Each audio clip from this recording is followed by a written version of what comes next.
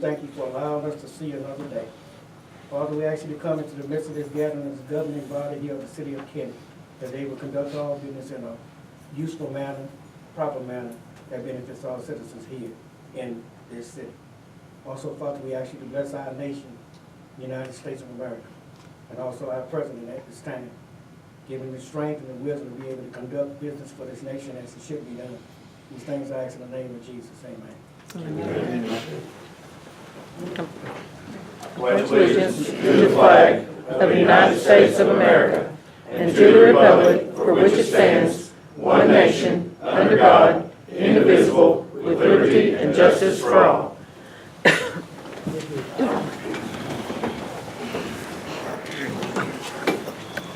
In the package, you have the minutes from the June 20th meeting. A motion to approve.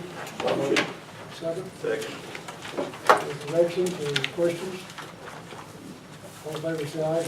Aye. Committee reports, fire committee, None of this time. police committee, I don't have anything at this time.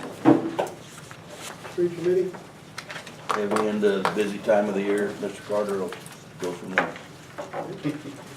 finance. We just got our numbers in for the month of June. Although overall throughout the year we were down, this month of June, among all the five different sales taxes, our income was up about $14,783. Let's hope that that trend continues.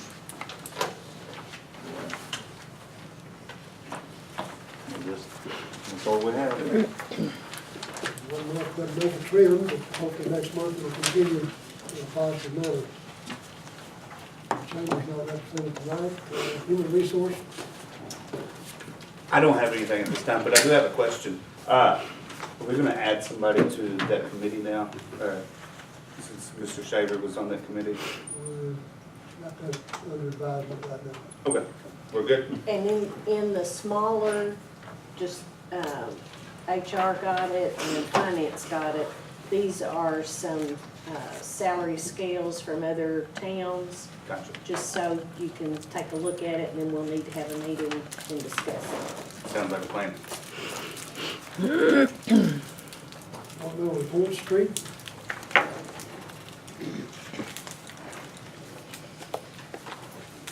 On your department report, I wish you'd look at the back of it sometime. There's some important information on there for you. We'll take time discussing it this time, but we would like you to look at that. Mr. Palmer said this is our busy time of the year, but perhaps we trying to fill a lot of holes, if you will.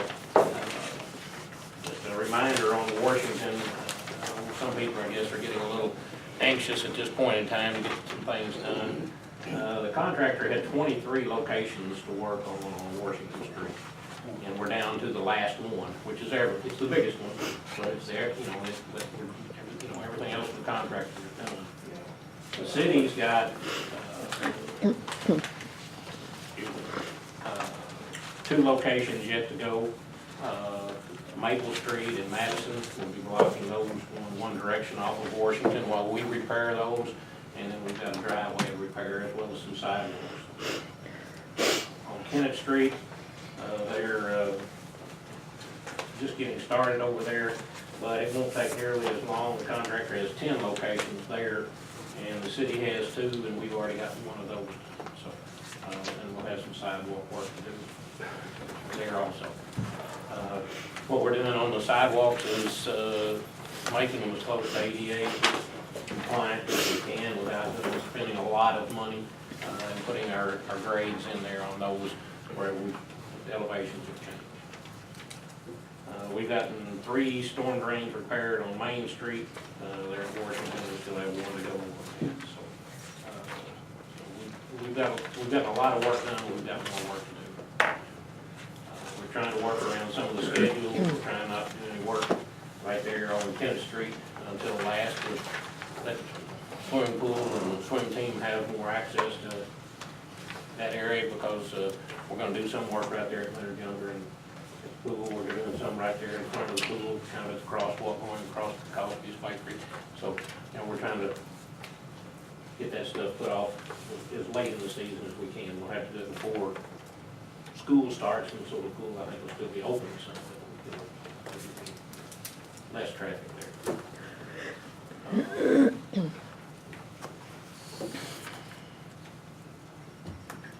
I guess that's the biggest thing that I never really got.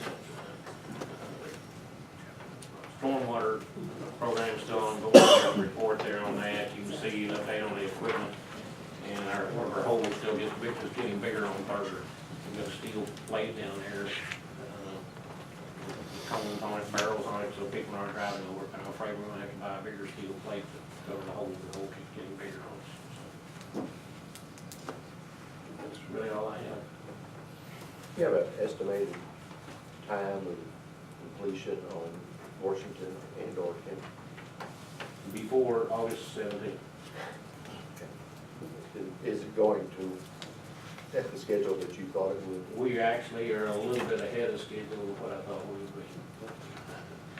would be. We got off to a rough start with the contractor and lost 4 or 5 days, and the week before the July, and lost a couple of days, so.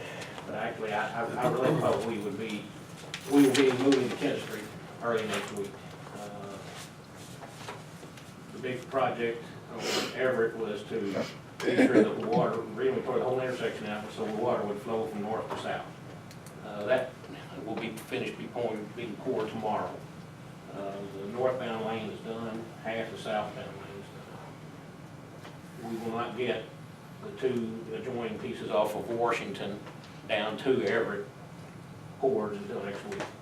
But I anticipate that they'll be doing some work on Kennett Street early next week, and, you know, with Tim's spot. The asphalt people don't want to come back and just do one street for mobilization purposes.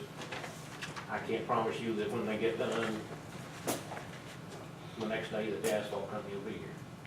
Sure. I mean, you know, it's their schedule. As big a project as these are for us, the concrete company is pouring 1.5 miles on one street in Cape, continuous. You know, and one of our neighbors to the north, not very far away, is spending $2.5 million on asphalt with us. So, you know, our work with them is fairly small, so as much as I'd like to be able to snap my fingers and tell them to come on, it doesn't work that way. I maybe by the 10th of August, you know, a week, 10 days early. That's done. I'm hoping. Okay, great, thank you.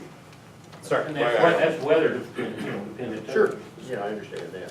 So if everything goes as planned. We would like to see the asphalt company come the first week of August, but I can't promise that. Before August 17th, do you think we could paint that crosswalk there in front of the junior high?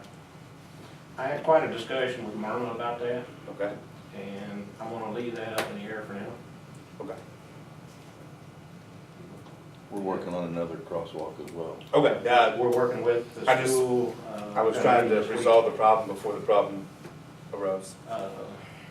Yeah, they're looking into that As on long as, yeah, we're good. what the liability is there. Have we had any more discussion with the highway department about the striping out there in front of Walmart and McDonald's? I sent an email to Sykeston before they finished their work on 25. I've called and left a voicemail since then. It's not hazardous out there, I mean, you can't see. But I mean, I don't have any control in this. Well, I know you don't have. We get their permission and we spend the money to do We it. have So communications with them as to the need. they are aware of it, that's all I can tell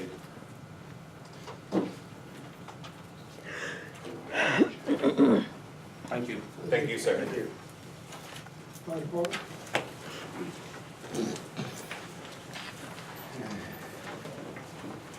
I had a, kind of a busy weekend before the 4th and the 4th. I want to mention that on the 2nd of July, I believe it was early in the morning, there had been a prior disturbance at a house. as a result of that, one individual came back and set the house on fire. I want to give recognition especially to Corporal Bernie Rogers. There's 13 people apparently, whether they were visiting or whatever, in this two-story home. And when he got there, fire started in the back end around the garage area, but it was going up the wall to the second floor window where occupants were sleeping. And they had the suspect already in mind because of the previous disturbance or assault that took place there. And a lot of times, law enforcement get falling in on getting the perpetrator, but he had enough, I guess you say, control about him that instead of focusing in on the perpetrator, because they knew it was, his reaction was to notify the people and get them out of the house. And as a result of that, I'm pretty well certain that 13 occupants got out of the house safely. We've had this happen before, not the 13, but we've had 6 or 7 or 8 in the house. There's nothing worse, and one fire I'm relating back to, there's nothing worse than you got to divert firefighters to do CPR breathing on about 3 people while the house is burning. So this could have been worse than what it was. And that was the first fire. Now, the second one, the individual, after leaving the hospital, came back and wanted to finish the job, so to say. It had already been under suspicion because of previous activity. And the shift commander, Captain Stewart, had already said we could call the fire marshal. They looked at it, and of course some good police work there after the individual gave confession on both of the incidents that took place. So, it's just fortunate that the holiday weekend wasn't marked by someone's serious injuries or deaths. It's just unfortunate they had to lose all their possessions. But anyway, wanted to recognize Corporal Bernie Rogers' actions. I've got it documented. There'll be a later date where we do a thing with someone in the fire department, and we'll include Bernie in there and give him something to recognize him. So just want to say thanks to the cooperative effort, people working together, realizing something, and taking an action before we have a tragedy. With that said, I've had some calls. There were 3 fires that I know that were related to fireworks. One was a grass fire down on Miss Clare Drive. There was a dumpster up on, I believe it was Everett Street, that was burning. And then there was a garage out in Wright Acres. And apparently fireworks had landed on the roof of it and pretty well burnt the roof off, and by the time we got there, the garage was pretty well involved. Shame it wasn't just a dilapidated garage. People had just rebuilt the garage recently. And of course, the contents and all were destroyed in there. Still using community service. If you look along the fence line, it's been looking pretty good to keep the paint picked up. They had one that showed up on the opposite side of town today, and it wasn't the heavy horse cars, and I said, no, first he has to walk up to downtown and back and bring back some trash bags, and then he can wash his vehicle. So I don't have a bag number, but I do know they've been picking them up, and they're still using them, and when that side of town they don't have that, they're getting them down to the other side. So It's looking better, thank you, sir. So we'll keep that up as long as they show it. On the code enforcement, just to let you know, I know we've had some wet weather and grass has gotten kind of out of hand, but it's not all grass related. I talked to them today, there was like 188 letters went out notifying people of various things throughout the city. So, we say it time and time again, it's, just, I know people from time to time things get out of hand or go on vacation or come back. It's not the 1s or 2s, a lot of it's pretty consistent. So we'll see, out of those 188 letters, probably better than 80% of them will, or 90% will take care of it, call you back, and the other 10% you'll have to hound them or send them to court. So hopefully, and the mow crew, we got them, just getting off on a different track. got the city hall and the other buildings we're supposed to do, so it's working out pretty good so far. They did an excellent job. Okay, any questions or anything? John, what Yes. about, I noticed out there by the airport, what I call some illegal signs about, you know, call me and we'll buy your diabetic supplies and all that. When they're picking up the trash down through there, won't you have them yank them damn things up? They're not supposed, we've had rash people putting signs on utility poles and all that. And And I what they noticed don't, there by the airport, you no longer have. yeah, some of them are those sticking around But I just signs. have those guys pick them up too, because they shouldn't be there to begin with. I guess there's a ton of diabetic supplies that Well, they must be, out because there, they're well, everywhere. they're everywhere. I mean, down through there, we're trying to keep things down. Yeah. And I think those guys are just kind of give up as they go. And what we've done from time to time when they're on the utility pole, if there's a number, is call them and ask them to go get it. And this comes from the utility side. I know you don't see linemen climb poles like they used to, but they still have to retain that training and knowledge that if you have a disaster, not enough bucket trucks, they had to go up. And if a lineman was to slip with his spurs and that nail head's there, it can do some damage. So, you know, that's the reason for it. There is an ordinance not to be posted in a public property, so. Okay, I'll pass that word along to him. See how many signs we collect.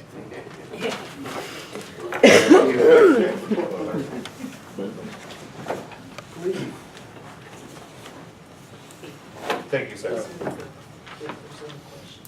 I can give you a firework report. All right, thank you. Get a new business, a couple of ordinance for CLGW. We have two, I have three total ordinance.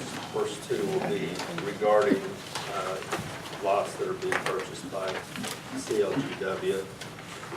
First one is an ordinance authorizing the city of Kennett, Missouri, acting by and through the Board of Public Works, purchase property located at 206 South Anthony in the city.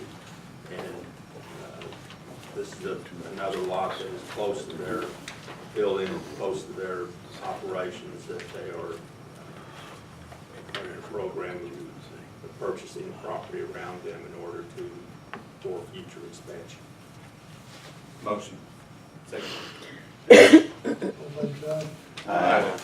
Second reading is an ordinance authorizing the city of Kennett, Missouri, acting by and through the Kennett Board of Public Works, purchase property located at 206 South Anthony in the city. And again, all this is the purchase price is being paid by City Light Gas and Water. Motion. Yes. Aye. Aye. Yes. Yes. Yes. Aye. Aye.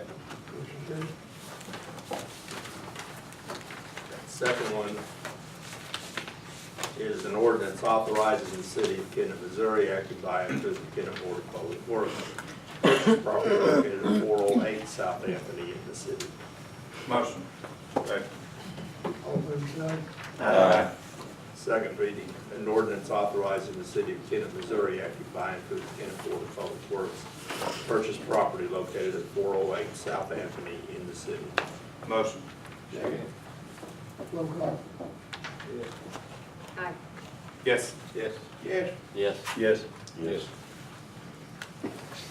And the third one is actually property on Fifth Street. It's a lot on Fifth Street that's being donated to the city. It's, what is the exact address?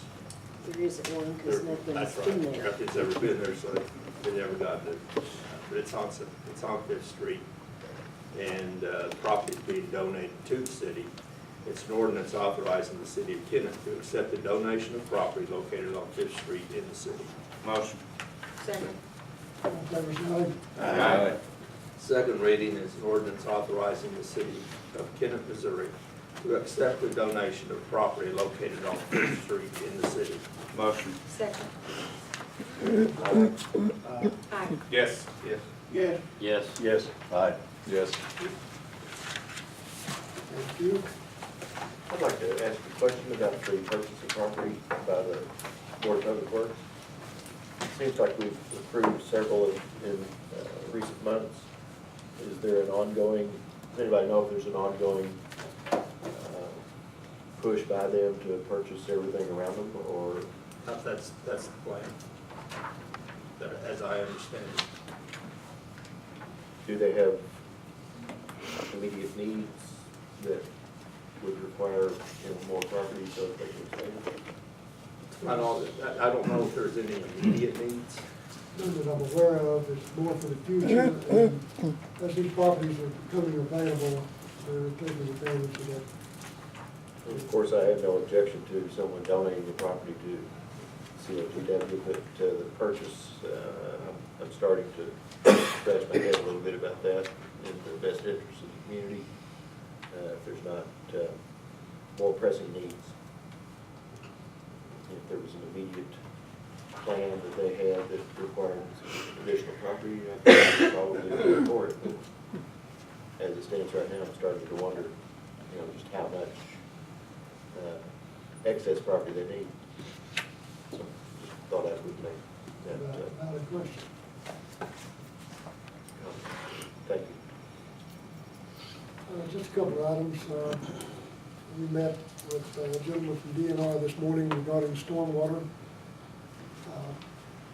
It's a topic you're going to hear a whole lot more about as we go forward. We were trying to get some clarification as to what the real requirements were of the city. We got the letter in and first looked at it, and it was a real shocker. Our interpretation, fortunately, wasn't totally on track. First look at it was we were going to have to be doing samplings and send them off to labs and getting all kinds of reports and monitoring rainfalls and all kinds of weird stuff that didn't quite figure out how we could accomplish that. But being the state, and this is all backed up by EPA, you really don't have a choice. But I think we got some clarification this morning, and we got some more coming. Supposed to get back to us in the next few days. It's going to be part of the stormwater plan. Randy and Vic have both been working diligently on it. We got to get the public involved. It's really the whole city of Kennett. It's not the council, it's not mine, it's all of us. It's a mandated requirement. It's not something we asked to be brought into, but we've been directed. One other thing of interest, talking to our animal control officer today, and she informed me that a lady named Lisa Mahoney had donated an 8-camera system to animal control out there, and the gentleman named Mr. George, I don't have his first name, is installing it. So we're taking a real step forward. We're going to have some real surveillance out there. It's pretty high tech. You can identify people in the pictures. So, got one other thing, I've got to talk to CLGW